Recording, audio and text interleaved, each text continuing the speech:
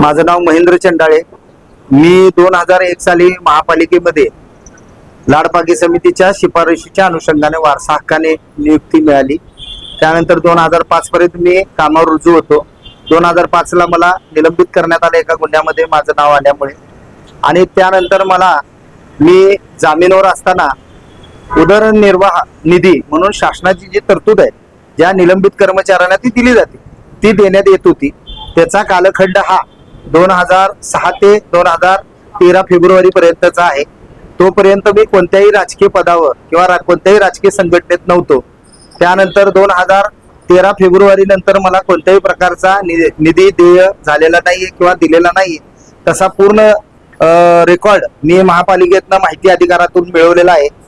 आणि त्यानंतर मी राजकीय पदावर काम करत असताना मी महापालिकेच्या निवडणुकी प्रक्रियेमध्ये पण नगरसेवकसाठी उमेदवारी लढवलेली आहे।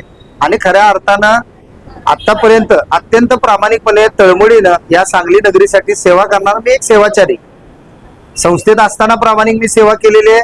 संस्था सोडून सामाजिक क्षेत्रामध्ये काम करत असताना, एका राजकीय संघटनेत काम करत असताना मी प्रामाणिकपणे काम केलेलं आहे। माझ्या मनात कुठलीही खोट किंवा पाप नाहीये। म्हणून आजची प्रेस घेऊन परवा लागलेल्या बातमीचा मी आज रोजी खुलासा करत आहे। मी कोणत्याही पगाराची चोरी केलेली नाहीये। मी कोणत्याही चुकीच्या पद्धतीने महापालिकेतनं कोणत्याही प्रकारचा निधी घेतलेला नाहीये। खऱ्या अर्थानं महापालिकेच्या काही आडमुठे धोरणाला मी प्रत्येक वेळी विरोध करून त्या ठिकाणी संघर्ष केलेला आहे। जर मला तिथनं काही मिळत असतं तर कदाचित मी अशा काही गोष्टी केल्या नसत्या, हे त्याचा सक्षम पुरावा आहे। आणि खऱ्या अर्थानं आपण जर पाहिला की मागच्या 2 वर्षामध्ये आपण कृष्णामाई सारखा चांगला महोत्सव या ठिकाणी साजरा करू शकलो। या सगळ्यामुळे माझी झालेली सांगली नगरीतली प्रतिमा पाहता कुणाच्या तरी मनामध्ये द्वेष भावना आली, आणि त्याला आधारित हे माझ्या विरुद्ध कटकारस्थान करून माझ्या नावाची बदनामी करण्यासाठी केलं गेलेलं षडयंत्र होतं। आणि खऱ्या अर्थानं त्याचे सक्षम पुरावे आज रोजी आपल्या सर्व पत्रकार बंधूंसमोर, सांगलीकरांसमोर मी ठेवत आहे। खऱ्या अर्थानं मी काहीही चुकीचं वागलेलो नाही। आणि जर पुढे जाऊन पुढे जर तुम्हाला पुरावा पाहिजे असेल तर या राजकीय पदाचा सुद्धा आज रोजी मी राजीनामा द्यायला तयार आहे। महापालिकेच्या खातेनिहाय चौकशीलाही मी सामोरे जायला तयार आहे। जर उद्याला जर वाटलं, माझ्या कुटुंबियांना वाटलं, तुमच्यासारख्या सहकार्यांना वाटलं की मी त्या महापालिकेत पुन्हा रुजू होऊन त्या ठिकाणी तेच सफाईचं काम केलं पाहिजे, तर मी ती सेवा करण्यासाठी पुन्हा सज्ज होत आहे। पुन्हा सज्ज होऊन काम करायला तयार आहे। कारण आयुष्यात येऊन सगळं होता येतंय, एक सफाई कर्मचारी होता येत नाही।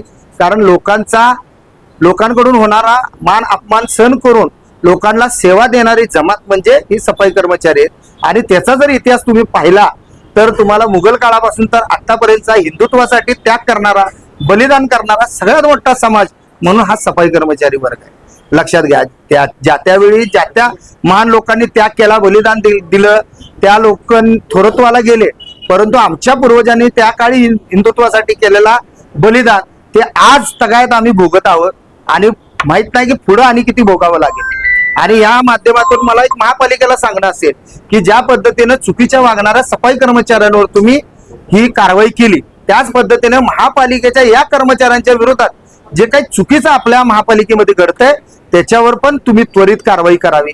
कारण ती जी काही स्थावर मालमत्ता ते वापरतात, ते सफाई कर्मचारी क्वार्टर्स म्हणून ज्या ठिकाणी राहतायत, त्याचा ते घरभाडा स्वरूपात त्यांच्या पगारातून कपात होते आणि परत त्यांच्याकडून घरपट्टीही वसूल केली जाते। ते अत्यंत निंदनीय गोष्ट आहे। कारण एकाच मालमत्तेसाठी 2 प्रकारचे कर घेणे हे कोणत्याही कायद्यामध्ये योग्य नाहीये। आणि त्या लोकांवर होणारे अन्याय, त्याची होणारी आर्थिक पिळवणूक थांबवावी। कारण लाडपागे समितीच्या योजनेचा एकच या ठिकाणी प्रयत्न आहे की ह्या लोकांची सामाजिक, शैक्षणिक आणि आर्थिक उन्नती व्हायला पाहिजे। जर तुम्ही आर्थिक उन्नतीच त्यांची खोडीत काढला तर सामाजिक होणार नाही, शैक्षणिक होणार नाही। खऱ्या अर्थाने या सगळ्यावर आपण योग्य तो निर्णय घ्याल अशी आशा बाळगतो। जय हिंद, जय महाराष्ट्र। आमच्या चॅनलला लाईक आणि सबस्क्राईब करायला विसरू नका।